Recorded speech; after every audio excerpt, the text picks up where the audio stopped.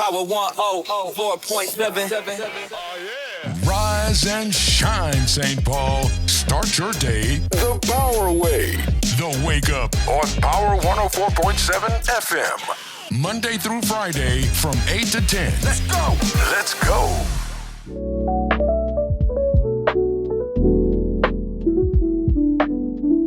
And then not only are you a black woman, you're an educated black woman, right? You got your bachelor's of fine arts from fashion design and African American studies, your master's in fine arts designs research, PhD in social justice. You know, how do you go into these places, these spaces where it's not normal to see a black woman with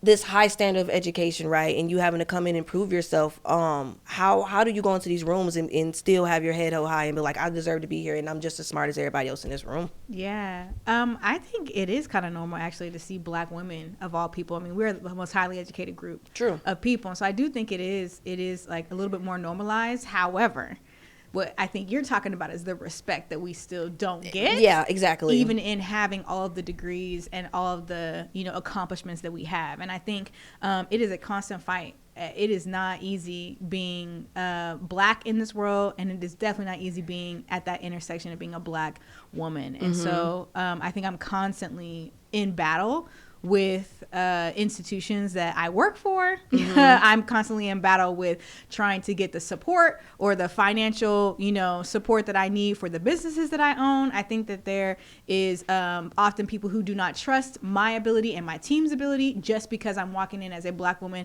who, I just turned 40 this past year, and, they be thinking, oh, she's 20 or something. Like, I don't know what I'm doing. You don't and look I haven't a day over 40. I promise you. I promise you. And so, people don't think that I have the ability or that my team has the ability. So I think it's a constant fight to like prove ourselves. And it is really exhausting, for sure. Absolutely. Anything you want to follow through real quick, Intenz? What's your actual nationality? Because, just how you pronounce your name. I know you have like a Latin descent. Yeah, I don't. You don't? No, I'm black mixed with African American. Sure am. Okay. Because period. Yeah. So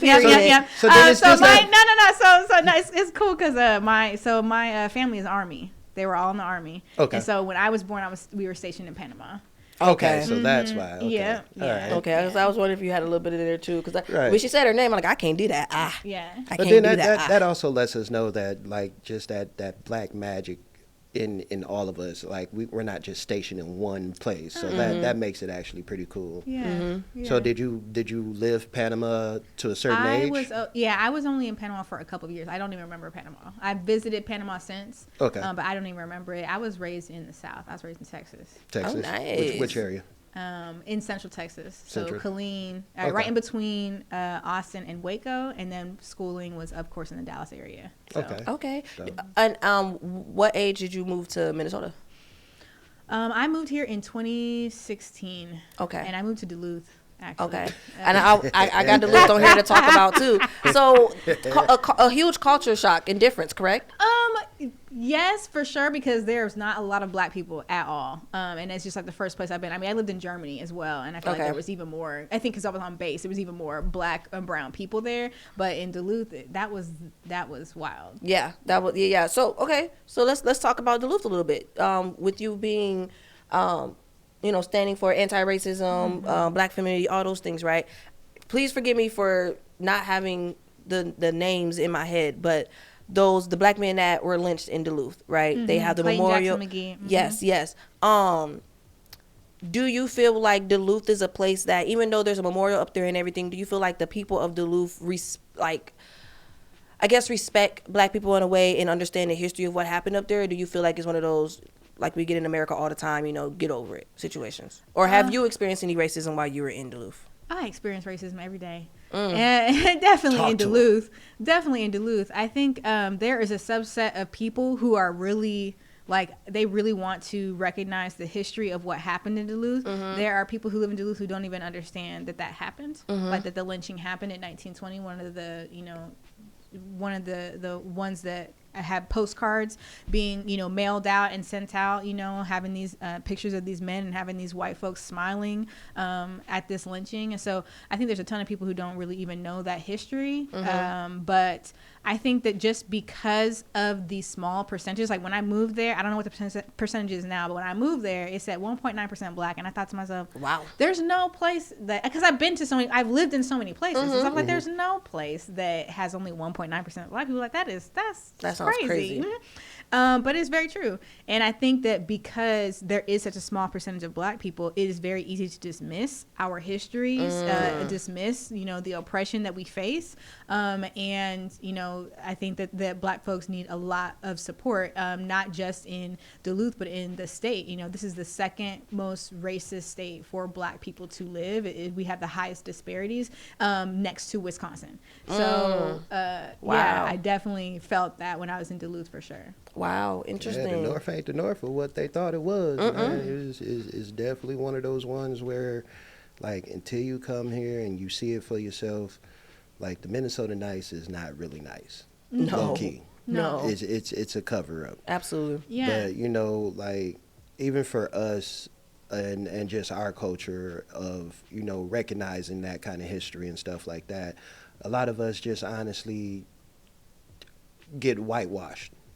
Because we don't really give that no kind of light anymore, because everything is, you know, social media propaganda and stuff like that. So yeah, I definitely I'm enjoying this so far. Yeah, I think that there's a lot of black folks, you know, who want to drink the Kool-Aid because they want that proximity to whiteness, because they think that it's going to help them in gaining like less oppression. And it's just like, you know, the more money that you actually make, the more oppression that people are going to want to, you know, put down on you, because they don't want you in those spaces. And so I do think that you're right. There's like, it's like people who drank the Kool-Aid who, you know, you're like, come back, brother.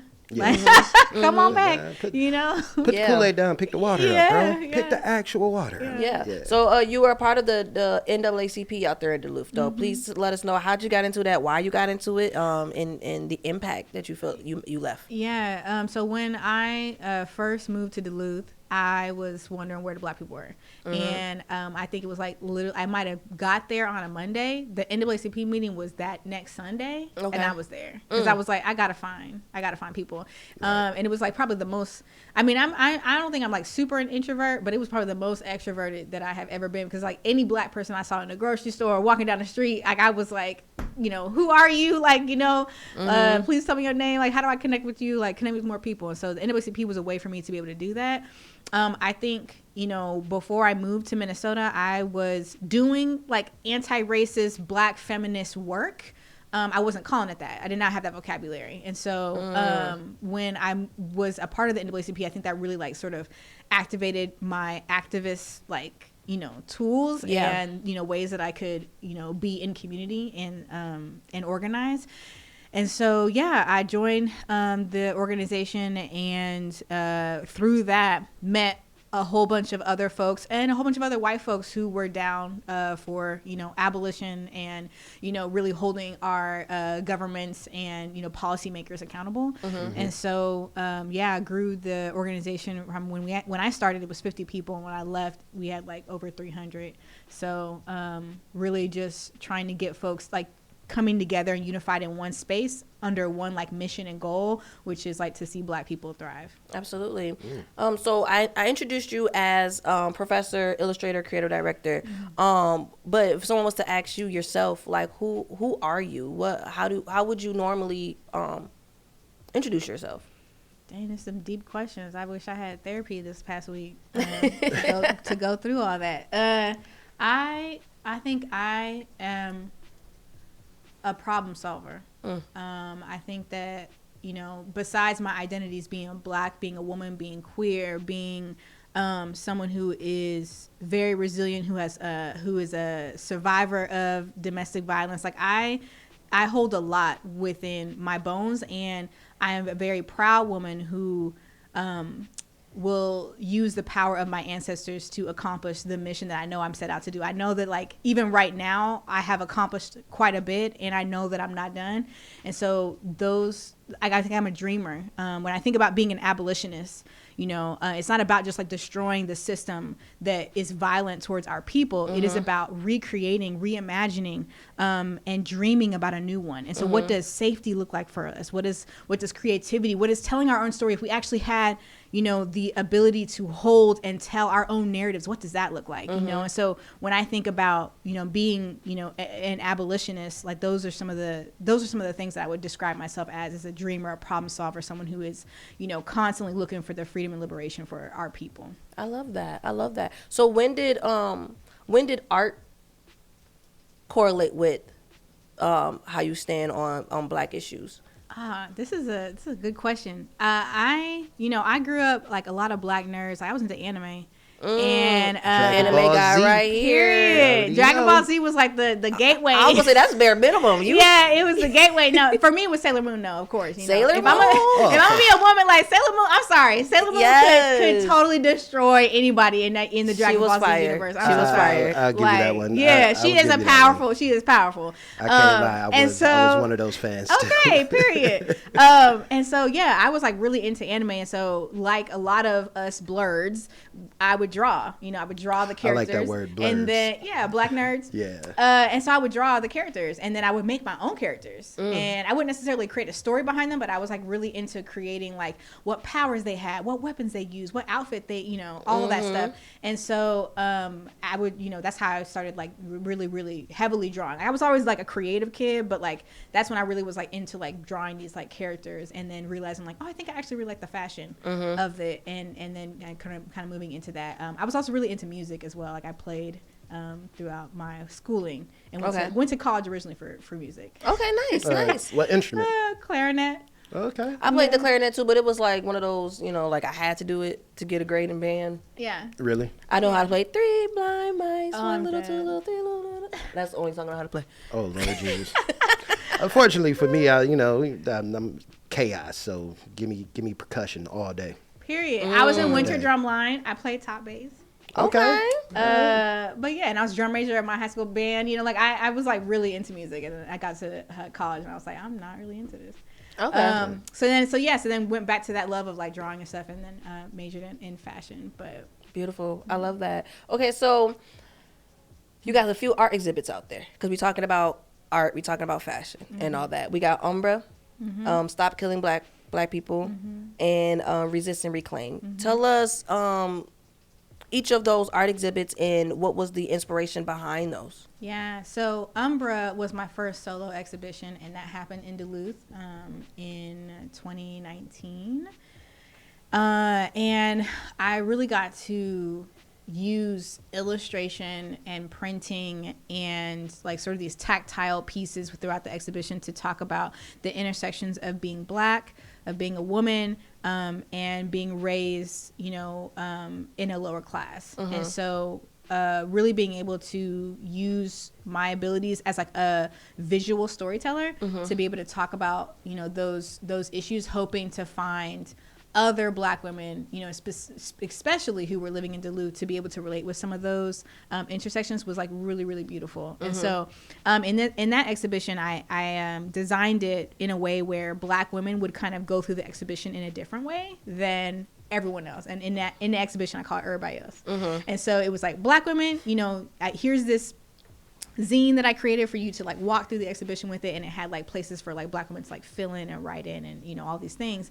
And then like everybody else was like, listen, that's all you guys to do is just listen, and just like read the placards that was specifically for you. And so that show, I really got to dive into themes of, anger. I got to dive into themes of like the white racial gaze. I got to dive into themes about how the patriarchy affects us, even in like church and religious spaces. Like I got to really dive into a lot of what it means to be a Black woman, and that was really cool for me. I think the Stop Killing Black People type that I created came out of the 2020 protests. So as I was in Duluth before I moved to the Twin Cities in 2020. And so when I moved here, I already had context and connects and contacts who were already here in the Twin Cities, who I already was working with across the state. And so it wasn't a hard transition for me, but before I left, we had a huge, protest, and I created this typeface as I was trying to just think about why our nation hates us so much. Still don't really know the answer to that. Like, I don't think we ever will. Still don't, you know. And I think I get like enlightened by little pieces of that. How, you know, people just don't want to reckon with Black people's history. They don't want to give us reparations. Like, there's just so many things that's issues for us. But as I was trying to understand that, I created this typeface called Stop Killing Black People. And in that work, I was just trying to create the letter forms to represent all of the individual people that would be coming to the movement.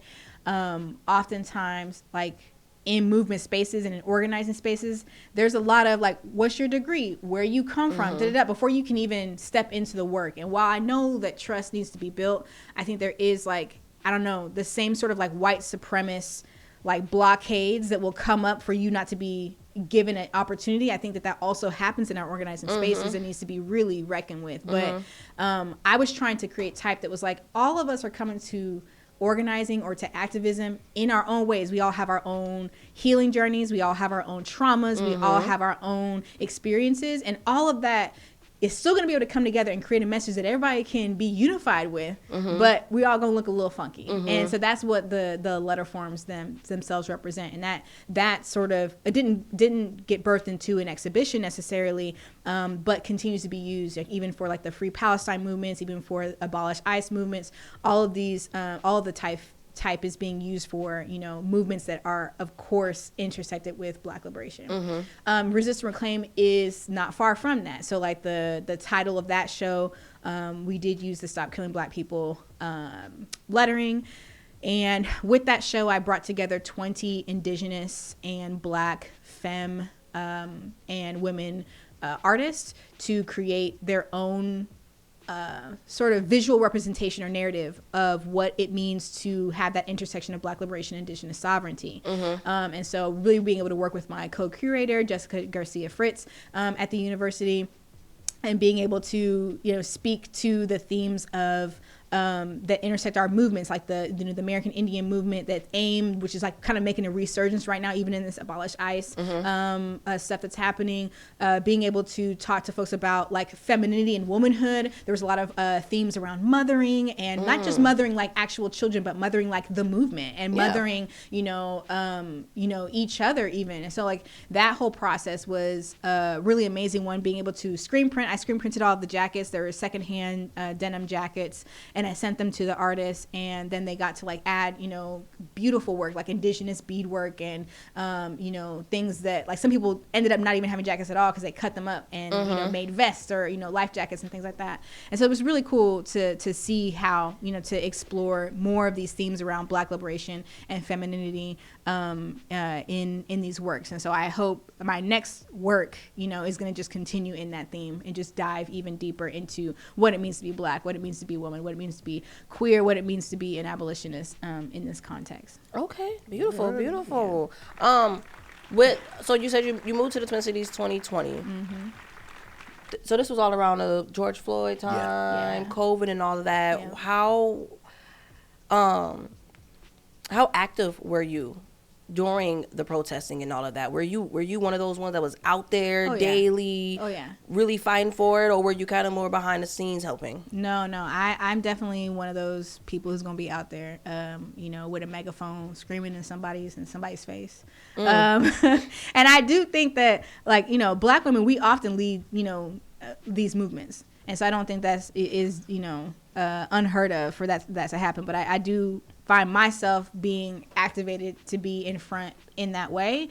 And then there's some times where I do need to step back, and allow others, to kind of take those places. But I do find myself activated and comfortable in that space, to be out in front with the megaphone. People be thinking I'm leading the protest. I'm like, I'm just here. I just brought my own megaphone. That's it. But yeah, I'm definitely out there, and that's how I was during 2020 and in 2021, around the killing of Daunte Wright. Yes. Were you as active with the whole ICE situation? Yeah. So I've been out. We're still passing out a ton of protest signs. I think that there is infighting amongst people of color groups, and so that is the stuff that I will take a back seat too. Like, Okay. I'm not, it's already hard enough for me to be a black person in Minneapolis. And so if y'all want to have that little fight, y'all can do that over there. I'm going to show up to the protest and do what I do and be with the community that, has fostered me and that, I can continue to pour into. But yes, I have definitely been out there at the protests in very, very cold weather. Negatives. Yeah, it was bad. Do you 'cause we asked a few people that have came in here because ICE is still here. It's probably quieter than what it's been, but it's still here, right? Yeah. How do you feel about black people yelling out that this is not our fight, and a lot of them choosing to not even participate? That's crazy. You just read my mind. Yeah. Because again, wanting to hear it from different black people, right? Yeah. Some is like, no, we rocking with them, and some is like, nope, we've been having a fight for years. We're not fighting this time. Yeah. So how you feel about that? I think that those feelings are absolutely justified. I think that black folks who are tired, who have been fighting, who ask people to show out in numbers when the murder of George Floyd happened, and to have it be where now when a white person is killed, you can have 100,000 people in the street, that feels hurtful. That feels very hurtful. To me, it felt very hurtful. It's just like, we couldn't get, enough people out there, during that time. And so, what that is racism. And so I understand exactly if black folks are saying that they don't want to be a part of what's happening. I understand that completely, but please know that this fight still affects you and affects, if I think that we have black people who are also immigrants. And I feel like, racially black, right? Not culturally black. And so I do think that's an important piece to recognize. And I do think that a lot of this movement is victimizing. It's like the perfect victim, which is like the light skin Latina. Like that is the perfect victim for this movement, or the white folks that were, murdered, and that is just a reflection of white supremacy. And it's just, and I think that the people who are being most affected are black folks and people of color in this movement. And so just know that, like, if you are choosing to step back, cool, but it still does affect us. And so how do you want our narrative to show up in the movement? Only we get to control that. And so if you do have capacity, I would say, to still show up in the ways that you can. But because there is so much, like, it's very nuanced, because there is so much activation, like people are really activated, that, I feel like it's not necessary for us to be there, but I do feel like there's going to be a lot more disorganization, because black people are the organizers. Like we know how to get, how to move things about. I'm seeing all this stuff even with, the Target boycott. Oh my goodness. The confusion, right? There's a Target boycott and then there's a Target fast. And now he just made a whole new video, that guy, the pastor, he just made a whole new video talking about he was sorry. He didn't mean to cause all this. I'm glad he apologized, but bro, sit down. Yeah. Like that one kind of. What in the world? City Boys lost 25 points off that one. That's 100 points, not just 25. That's what 100. is that? Like that, it's just, and so I do feel like, again, when we talk about like being a Women's History Month, talking about being not just black, but a black woman, and constantly being overpowered because patriarchy and misogyny silence the women. Like I think about all the black women who were organizing in the civil rights movements, and who are the people that they teach about? It's not the women. And so it's just like, I want us to also reflect on that moment right now. Like black women are leading a lot of these efforts, and then to have this black man come in talking about, oh, it's over, we're done because we met 3. You won't even live here, bruh. You don't even live here at all. And so he didn't even know the dynamics of what was going on. Any of that. You just all the black people were going to say, we're going to do this, and then you took don't even know what Target promised us back in 2020. Exactly, it was a lot, and they still not meeting none of that. No, they never did. Never did. Yep. Never did. And so the organizing, I think, is led by a lot of black women, a lot of black queer folks, and I think that some folks do need to step back and listen to us.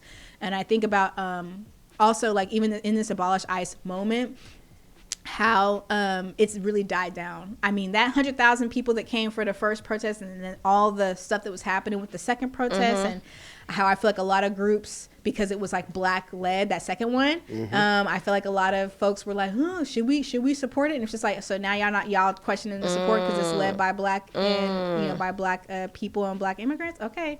And so then after that, like, we haven't had a big protest like that since. And I just feel like when we talk about organizing, we talk about even the bus boycott, like, that lasted for a year. Yeah. You know? Yeah. And so y'all can't even last more than 2 weekends. You know? And I think that is telling of the exhaustion that people have, and they ain't even experiencing the oppression that black people have been experiencing. Exactly. They just getting like a little inkling of what we've been dealing with exactly. for a long time. It's a grain of salt, bro. That's how I look at it. Because we and like, black men, we stand up physically, but then black women, they come with an actual strategy, which always works, especially if we execute it the right way. My question also is, do you think that a lot of us is misled by a bunch of the stuff just because of how social media is painting a bunch of pictures when it comes down to women's rights and what women are standing for compared to what like you said, they'll put Martin Luther King or Malcolm X in the forefront compared to, you know, somebody like Rosa Parks or what's her name? What's her name that just passed away? Jeez. I got to remember her name, but it was a lady that was in that time that was one of those leaders during the segregation movement. I forgot her name, but do you feel like I said, do you feel like social media is misleading us when it comes down to a bunch of things, especially when it comes down to women of power? Yeah, I don't want to necessarily put the onus like on social media necessarily. I think the onus is really on the types of community that we're building. Because I guarantee you my FYP looks a lot different than someone else's FYP who doesn't have the community that I have. And I think that it's a mixture, right? Because I get a lot of breaking news, like, you know, all this stuff. I don't even know if, like, you know, people have been talking about how Netanyahu might be dead right now, you know. It's like, so like that type of stuff pops up on my FYP versus, like, you know, my cousins who's up in the hood. I don't know what their FYP look like, you know? Right. And so I think that it's also about, like, I'm not just on social media. Like, I have the community piece. I have I'm in spaces with people who are, or I'm in these direct spaces. And so I think that the people who I'm sitting at the table with in organizing spaces, we know this history. But I do think that when you don't have community and then you just get this, like, feed of media that, you know, this algorithm is giving to you, absolutely you can be led astray, for sure. But I do think if you can, you know, bridge that with people that you're in community with, like I think about Blackbird Revolt and Black Garnet Books, like my teams, like we had these check-ins every month, and we were talking about all the things that all the other spaces that everybody is, you know, I have that are involved with. And so I have, like, folks on my team who are really into, you know, talking about the eviction moratorium, you know. I have, you know, so and they're really activated in those spaces, so we all kind of come together and we're able to, like, talk about, you know, all of these things that are happening. Because I have those communities, I'm not really led astray necessarily. I have something to kind of, like, iron sharpens iron. Like, I have something I can go to other people with and say, hey, did you hear about this? Like, what do y'all think? You know, and really kind of test our ideologies and you know, in the ways that we are thinking and ways that we are coming to the movement. So I do think social media can play a role in disinformation and misinformation.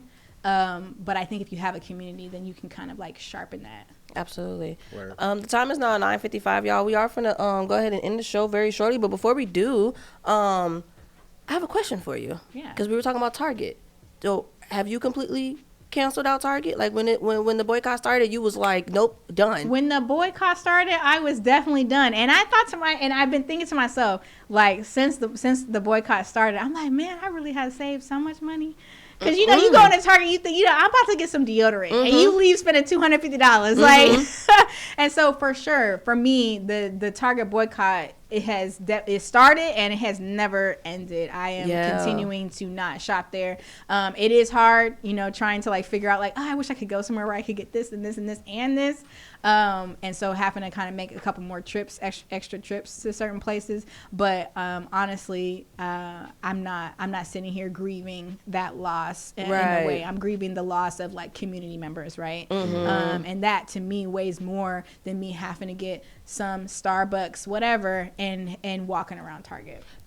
I mean, you rocking with like Walmart though, right? You go to Walmart? Because you said to find a place where you get everything. Walmart is basically secondary, right? Yeah, I don't really shop at Walmart either. Okay. So what are some places I really am just like at the grocery store. Like I'm really just like at Lund's or Cub or, something like that. And the thing is, all of these places, all these institutions, no one is, even like I love Costco, right? Costco, but it's like I'm a single person. You know what I'm saying? What do I need with all this product? I don't have a big family. And I'm like, what do I need with all that? Right. And so like, yes, Costco, like they're doing like, they hire who they hire. They have really great minimum wage stuff. It's great, but like, I don't need that. And so, I really just try to find what I can at smaller places for sure. So you like Amazon in it for the most part? I try not to use Amazon. Really? I try not to. So give us a quick list of places that outside of groceries that you are finding like your household items and clothes and stuff like that. Like where you go? Oh, wow. I don't necessarily think that I'm like, oh man, I don't really shop at all. But I think since the Target boycott, I really have shopped a lot less. Like it's just I've been really trying to be aware of, how I am investing, and I really am trying to build up a network of like Black shops that I can, that I can invest my money in. But like, it's like, do I actually need something new? And I think that if I can't do it, I can't expect like other community members to also buy into that. It's like, we have to either stop working, if we really want to break this system, we really have to like, people talk about strikes. Like that strike gonna have to be more than a Friday. You know what I'm saying? That strike is gonna have to be for a minute. So we either really have to strike or we need to stop buying. Absolutely. And I feel like my role right now, I can stop buying as much. And so like I really am like at the grocery store, trying to get, some items there. I'm really trying to, even like, and I just heard some stuff about Menards as well. So like, I'm just like, goodness. Yeah. I don't go to Menards though. So. Yeah. And so, like going to Home Depot, even Home Depot, there's just like so many places that, are really not for our people that we have to like really be critical about. But specifically because there is that boycott at Target, I would just say like, people need to get what they need to get. There is food deserts everywhere. I am not going to judge anybody if they need to get something and they have to go to these places. But so there isn't there is not a like golden list. Yeah, you still need necessities. There's necessities that you still need. Yeah, absolutely. And so, yeah. I ain't gonna lie. I don't go to Target. Like I don't either. I refuse it. I feel good about that. I do. Yeah. I do. Because the thing is, Walmart has always been trash. Target lied to us. Target was like, we're gonna make it so that we have gender neutral this, and we're gonna have bigger body sizes in our mannequins, and we're gonna do this and do that. And then they lied to us. I just feel like y'all never that, bro. Like certain sizes for me. Couldn't find it at Target. Oh yeah. And that's one of the reasons why I never like really go back in there. But then also just the pricing, like why, like you're jacking everything up over like 20%. I'm not spending $45 on a jacket. Yeah. On a jean jacket, absolutely not. So like I said, when it comes down to certain things, I'll go to, Burlington's or, Marshall's, and then I'll leave it at that. Oh, no, TJ Maxx must though. See? I've been rocking with Ross though. They've been popping these Rosses up. Okay, because I'm from the South and Ross was always a thing down South. Okay. Yeah, it was. Oh yeah, Ross for that. When they brought it up here, I was like, okay. Yeah. Ross was always a thing. That was one of the last places I went. My store. Love it. All right, y'all. But look, the time is now 10 o'clock. Unfortunately, we do have to go off the air, but we're gonna finish this interview a few more minutes off air. If you want to catch the rest of it, you got to go to my YouTube channel, DaeTVNetwork. That's DaeTV DaeTVNetwork to watch the rest and all the other interviews that's been popping up there, okay? Real quick, you want to let people know how they can find you on social media? Absolutely. You can find the design studio at Blackbird Revolt. You can find the bookstore at Black Garnet Books.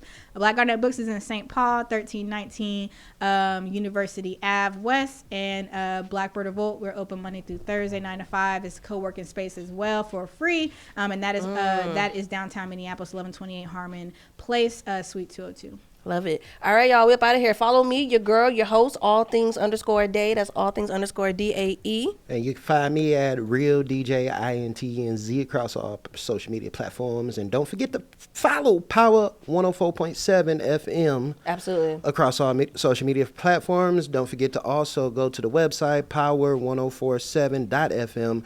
Hit that donate button, donate to the Center for Broadcast Journalism, or you could go to centerforbroadcastjournalism.org and you could donate there. Absolutely. AKA DaeTV. DaeTV. Some DaeTV. DaeTV. You are now watching the DaeTVNetwork. Wake up, this is the wake up. All right, y'all, and we are back for the rest of the interview. Yes, Again, we have Dr. You said, because you could do the R. But, her name. Dr.Terresa. Yeah, I can't do it. Yeah, Hardaway. All right, y'all. Gotta learn how to roll those R's. Owner of Black Garnet Bookstore and Blackbird Revolt. So we got into a little bit of or a lot of who you are and what you do as far as standing for anti-racism and in Black femininity. So let's talk about how you got ownership of the Black Garnet Bookstore. And the work that you've been doing with them so far. Yeah, so I knew Dion because of organizing. So when I talk about building a community, like, you know, that is the only reason I own this store, is because I met Dion as I was organizing during the uprising after the murder of George Floyd, and during the uprising after the murder of Daunte Wright, and the murder of Amir Locke, like all these things. And so I met her through some mutual friends, and often would see her out and, you know, be passing out, you know, T-shirts and hoodies and all kinds of stuff to community members. And then, of course, you know, had some just regular community time, you know, outside of that, just like, you know, having dinner or drinks or whatever together. And so I met her through that. And so when she put the bookstore up for sale, she had sent me an email like a week before it was posted on social media. And it was just like, hey, I just want you to know, like, that the bookstore is going to go on sale, you know, And I was like, oh, okay, like, girl, I support whatever it is, you know, is your next move. Like, that's awesome for you, you know. And then I started thinking, after I sent that email, I was like, is she asking me if I'm interested in buying it? Like, I'm not really sure. And so I took it to my team at Blackbird. I was like, okay, y'all, like, I think this is happening. What do y'all think about that? And they were all like, yes, like, you need to get this, because it just makes sense. We have an abolitionist design studio, an abolitionist bookstore. Like, that would make the most sense if you were to get that, you know, to get that bookstore. Like, we're all about storytelling at Blackbird Revolt. And so to actually sell these stories at a bookstore, like, absolutely made sense. And so I emailed her back like a week after that. And I was like, hey, I think I might be interested in this. And she was like, okay, great. You know, here's my, you know, and, you know, and by that time she was already receiving like other people who were interested in buying the store. I think people thought that she was going out of business, or like, you know, that the store wasn't doing well. It's doing just fine. But yeah, she wanted to move on with her life. And so as someone who has run a successful business outside of that, and I think holds like similar values to what she does, I think that's why it aligns so well. And so again, just because I built that community, it made sense for that transaction to happen. So I acquired the store back in 2024, and so yeah, we're in the second year. Beautiful. So from my research, so there's only about 2 to 3 Black-owned bookstores with physical spaces here in Minnesota. So the Black Garnet Books, Strive Bookstore, that's in Minneapolis, and then Griot Arts, which is a new one in Rochester. How important do you feel like it is for you guys to have a space like this for Black authors and interested Black readers, right? Just being one out of the 3. Yeah, I think it goes back to like earlier when I was talking about being like the authors and possessors of our own stories and our own narratives. And so, you know, oftentimes Black and brown authors don't get the ability to tell their stories or have, the backing or support behind them to be actually up on a shelf. And so it is important for people who have those values and understand what it takes for our identity just to be supported in our community or to be seen. Do all that we can to make sure that our community knows about our stories. And so I think it's important for these stores not only to exist but to be supported by larger institutions. I think about folks who need to like make their school orders, who need to just purchase books for events, things like that. Like go and purchase them from these small bookstores. Like it's not like owning a bookstore, even owning a design studio, like ain't nobody up in here a millionaire. Like we are all it's like we're not nonprofits, but it's essentially a nonprofit. Like it really kind of zeroes out at the end of the year. And so still got to put that groundwork in. And so there's a lot of free labor that goes into owning a bookstore or being a bookseller. And so I would say that it is really important that the support that we're showing our Black and brown community is the same support that we receive from folks who have the means to or understand the importance of sharing and holding our Black and brown stories close. All right. So with the bookstore, because I read that y'all have like certain kind of like content packages. How does that necessarily work out for comparing a book with illustration or like artwork and stuff, kind of like how you was describing your exhibition when you would give them like a worksheet and just go around, you're looking at certain exhibits and you fill it in. So how does that work out when it comes down to like certain contents when you put them together? Like I think that where that really comes into play, like having that sort of like community engagement piece is at the events that we have. And so we just on, was it this past Saturday? Yeah, we were the booksellers for the new Ibram X. Kendi book, and it's called Chain of Ideas. And so being able to be in spaces like that where people can not only engage with the book, but they engage with the author, they engage with other community people. We do a lot of events like that where it's like not just here's the story that's on the shelf, but then like here's actually how you engage in that by the author, or bringing in someone to do a workshop, having, a drag reading, for kids, whatever. So like I think there are many ways, like many events that we do that kind of uplift that sort of like the juxtaposition of what you're talking about, like not just the content, but also how do I engage in that, especially if you're a new reader, like maybe you don't even understand or the foundations of where the abolitionist movement came in. We have a whole section on that, and my booksellers, they are very, very, very engaged and very knowledgeable, and they can really help you with that. But we have events, we have book clubs that are free. You get 15% off of the book that we're reading. Oh, nice. And so like there's like a ton of ways I think that we try to engage community that make reading, that make this type of information as accessible as possible for our people. I mean, I think that as Black people, we know that like, we have constantly been told that we don't fit in educational systems and institutions. And so how can I make the bookstore a place where my family members would want to be at? Absolutely. Okay. All right. You just want to follow up? Not right now. You okay.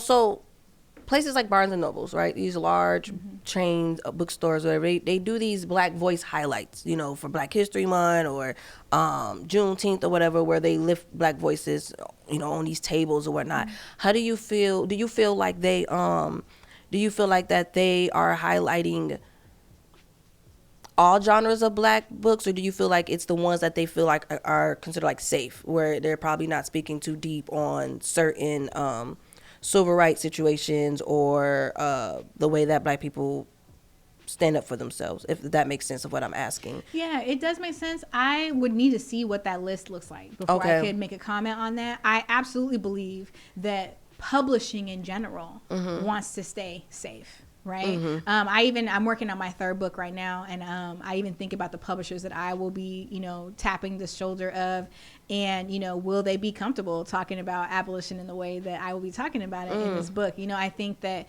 it is going to be really, it is just imperative for us to watch out for that and the performative nature of these big institutions, these big box stores, because oftentimes they are going to only shelve the people that aren't saying anything against Israel, that aren't saying anything, advocating for reparations. Like they're going to choose the people that are absolutely safe. And so like that's, without me knowing the list, I think that publishing in general, that industry, only uplifts people who are specific to, like, who are going to remain safe for them, so that like they don't get any backlash.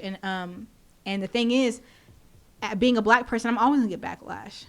And so the publishers or even the stores that are going to carry my work need to also understand that like they also need to be able to hold the discrimination and the oppression that I am holding all the time. And so yeah, unfortunately, I do think that big box stores are really performative when it comes to those things, because for us, Black History every month. Absolutely. I know. I can't think of all the months right now, but it was like when Black History ended, it was like we still got Melanin March. We still got it was a whole list of like how we're just going to continue to keep celebrating Black History Month, even though the physical month itself is over with. Celebrate Black History every day. Every day. I'm pretty sure I saw a post too that May is actually Black Women's History Month. Yes, it is. Right? Okay. So yeah, there's like a lot of other months, and then of course there's Black August. Like there are some big months. Like I do a lot of stuff for Black August around like activism and abolition. So there's a lot of months that it still really can be focused on Black history. Right. Absolutely. Okay. So is there enough Black male book writers, or do you say we should probably start bringing that to light a little bit more when it comes down to a lot of books that get published or authors that get published? Yeah. I haven't like done a comparison about those numbers, but just in like what I'm in my mind, like all the like the kind of Rolodex of like titles, there are a lot more Black women authors, I think. But I do think, like, if I think about like the foundation of where that starts, like I think about like Black men even represented in education spaces. So I think that people who feel comfortable writing, they are also in those education spaces. Like even Ibram X. Kendi, who we just were the bookstores for, highly educated Black man. And so I think that absolutely, I would love to see more Black men being published. But I do think that there is something extremely wrong with our educational system that disallows that. Yeah. Okay. All right. I was gonna say, so I looked up some statistics. There's not really anything kind of going, Black men authors versus Black women, but it says only 5 to 6% of published authors in the U.S. are Black. Are you surprised by that number? No. Okay. Not at all. I do think that like I got my first book published, my first 2 books published kind of like off of this like wave of like 2020. And so like as I think about moving into this next book where I'm still talking about some of the same themes and concepts, is it going to be taken as seriously? Am I going to have as many publishers like sort of like clawing for my book title? I'm not really sure. And so that doesn't surprise me at all that there's not that many. I think that for me it feels like there's a lot because that is the work that I engage in, and I think that's the work that my community engages in, but that doesn't surprise me at all. Wow. Okay. So I want to get into some youth facts real quick. Do you think we and us as a community should probably try to get more into creative writing when it comes down to the youth, to where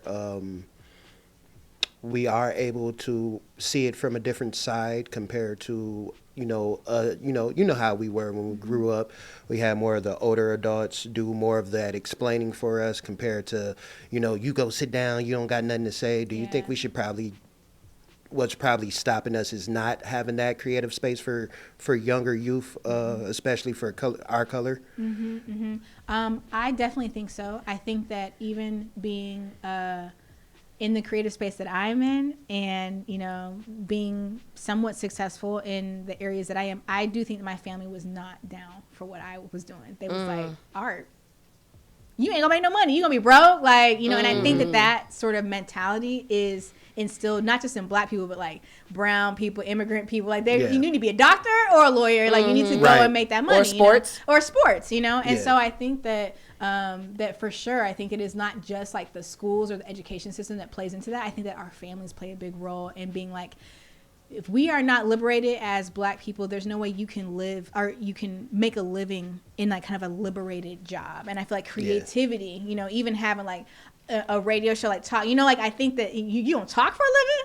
What you mean? You know, and I think, you know, I think that black folks oftentimes are putting ourselves in a category or putting ourselves in a box because you're not going to be successful. And it's like, regardless of what industry, racism always going to be there. Yeah. So please push our babies to be creative, to flex that muscle, because we have such an ability. I just going back to like, you know, that dreaming piece. We have such an ability to dream.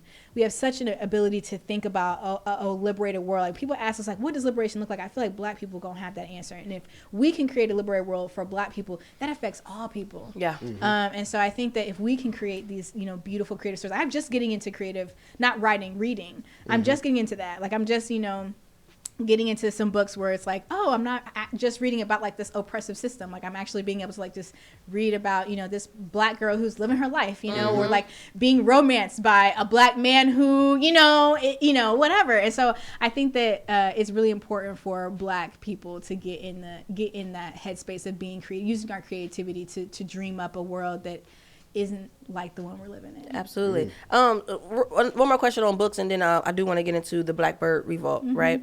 Because you just brought up romance. So I've been trying to get a lot more into reading. That wasn't always something that I like just fully enjoyed doing. Even though I enjoyed like English and language arts in school, I didn't necessarily care to like sit down and read a book, right? Yeah. So now with me in my adulthood, like, okay, I want to get more into it and things like that. What genre do you feel, or what genre would you say you would introduce to someone who's not, you know, again, like myself, who's not really used to reading? What would you tell them to, like, this is where you should start to kind of get you into it a little bit more? Because some people might think they got to jump right into, you know, self-help books or something deep into civil rights or something, or autobiography or something, right? So where do you feel like is a safe place for a person to kind of start? This is a good question, but again, I would need to know like what you're interested in. Okay. Like, if you come into Black Garnet Books and you're like, I don't really read, and I'm trying to figure out like where could I start, the most fun you're gonna have is something that you're actually interested in. And so you know, if you are a lover girl, you know, like myself, you know, read a romance. And I just read romance books. I'm like, oh my gosh, these are spicy. Like, I'm trying to get into the spicy ones too, though. I ain't gonna lie to you. Well, we got a lot of Them spicy. Zanes. We got a lot of spicy books over there at Black Garnet. But like, if you're interested in that, you said earlier about, you was talking about Marvel, I think, Marvel Universe. If you into that, you know, there is a ton of like, you know, action, you know, thrillers. Like, there's a ton of like mysteries, and you know, there's a ton of things I think that people would find interesting to them, but I don't think people understand that are actually written as really good, dope books. For myself, as like a scholar, a researcher, of course, like my mind is always on like, okay, what is the new ideology around like abolition and like anti-racism and, you know, things like that. So I'm going to be very much into reading about that, but like it's very like prescriptive. Like, I'm just like kind of taking these like little segments, but like I can really enjoy books that like show black people in a different light, like show black people as just like a magical whatever, or like show a black woman being cared for and in her soft girl era, and you know, like like those are, you know, so I want to be in a world where like actually black men and women and queer folks are like healed, and they're actually able to just come together and have these really beautiful relationships uninhibited by like racism and sexism and misogyny and all these things, you know. So yeah, I love it. All right, let us know about Blackbird Revolt. You said it's a co-space. It's a design studio and all those things. That came before the library, correct? Oh yeah. Okay. So I started Blackbird Revolt with my co-founder Jordan back in 2017 in Duluth. And since then, we have grown to an 8-person team, nice. And we have a physical location in downtown Minneapolis. We are a design studio, so we do branding, websites, you know, reports, book design, that type of thing. We also do video and audio production, so we produce people's podcasts, and we do a lot of really amazing, beautiful video work led by Jordan. We also do signage and fabrication. We do a lot of exhibitions. A lot of that work is led by our Sharp Signs fabricator, Kelsey Sharp. And so we do a lot of really cool creative projects that are all based in like sort of we're going to be supporting a mission-driven organization, abolitionists, Black liberatory spaces, you know, things like that. And so it's been really fun working with people. And again, like I said, I describe myself as a problem solver. That's what we're doing all the time, is we're just solving problems and doing them in like really creative ways. So yeah, that's Blackbird Revolt. That's crazy work right there. That's Yes. arts in every aspect. For real. Exactly. I love it. So in the co-working area of it, how does that work? You said it's free, right? So does a person have to like register to show up, or they just walk in? People can just walk in. So we have a storefront now, and we received some support through the city of Minneapolis, trying to like revitalize their vibrant arts and culture storefront initiative. And so we have this, you know, space where we work as a team together, but then also community members are able to come in. They can, you know, also rent the space or whatever, but folks can come in if we're open and just like sit and co-work, you know, if they would like. And so in there we have our shop area, you know, we have like a little like kitchenette. We also have like rooms that folks can go in and have a little bit more privacy. And so yeah, it's a space that I think that we really are trying to like uplift. That like, hey, community members, come on in, and be with us and be in community with us. But yeah, it's a new thing because like we're only in our second year of having a physical space. We were remote this whole time. Nice. All right, well, let's slowly start to come to an end. But so we have this thing that we're doing with every artist or every person that comes in, right? Regardless of where your line of work is, entertainment, artistry, politics, or whatever, we ask a Mount Rushmore question. So with you being deep into art in books, could you give us a Mount Rushmore of your favorite, I don't know if it should do Black authors or Black books itself? Okay, let's do I'm down with authors. Okay, give us your Mount Rushmore of Black authors. Okay, so Bell Hooks is gonna be up on there. Okay, I'm gonna write these down too. So we're gonna have Bell Hooks. Yeah, we're she gonna gonna have look it Toni up. Morrison. Toni Morrison. Okay. Octavia Butler. Okay. That would be that's where I would start folks off. I mean, I think if folks are James Baldwin also would be up there. Okay. Mm-hmm. So Nice. that would be my kind of Mount Rushmore. Love it. Okay. What about Black illustrators? Black illustrators. Yeah. I could do Black designers. Okay. Because not everybody's an illustrator, right? Yeah. So my number one, of course, is going to be Emory Douglas. He was the designer for the Black Panther Party, and who I find a lot of my inspiration in. I would also say Aaron Douglas, because I do a lot of, I think, stylistic choices are, inspired by his way as well. I would say Cheryl D. Miller, who is a mentor of mine. I call her auntie, and she was like one of the first Black women to like really just kind of trailblaze the design space. And yeah, I'm gonna stop with those three. Okay. Nice. And yourself? Yeah, gotta put yourself. I'm not gonna put myself up there. Not yet. I'm gonna have somebody else gonna make their own Mount Rushmore, put me up there. You know? Okay. Like Okay. I'm just here trying to learn, trying to stay grounded. I feel it. All right. Well, thank you so much for coming through, y'all. Doctor, I love putting that doctor in front of it. With Listen, that that's hard too. I gotta remember that. Dr. Hardaway. Doctor, yes, Doctor. Say it one more time for me. Terresa. Yes, Hardaway, y'all in the building again. Owner of Black Garnet Bookstore off of. Can you let them know the address and where it is? Black Garnet Books is 1319 University Ave West in St. Paul. Blackbird Revolt is 1128 Harmon Place, Suite 202 in downtown Minneapolis. Perfect. And tell them one more time where to find you. You can find us on all social media platforms at Black Garnet Books or at Blackbird Revolt. Thank you for coming, Queen. Appreciate you, and Thank you. I'm ecstatic that we actually have a place where us as Black people can actually support Black people, especially when it comes down to like books and just like your whole art just period. It's amazing, and I do feel like we definitely gotta highlight this a lot because we don't get safe spaces, and why should we keep giving the money to Barnes and Nobles or you know what I mean, all these other places? That's an easy switch. Absolutely. It's an easy switch. If we don't got the book, we can order it. You know. I was saying, just like we just canceled Target, we could cancel Barnes and Noble we too. can cancel whoever we want to. Period. We have power. Period. All right, y'all. We up out of here again. This is the Wake Up, and see y'all next time. See ya.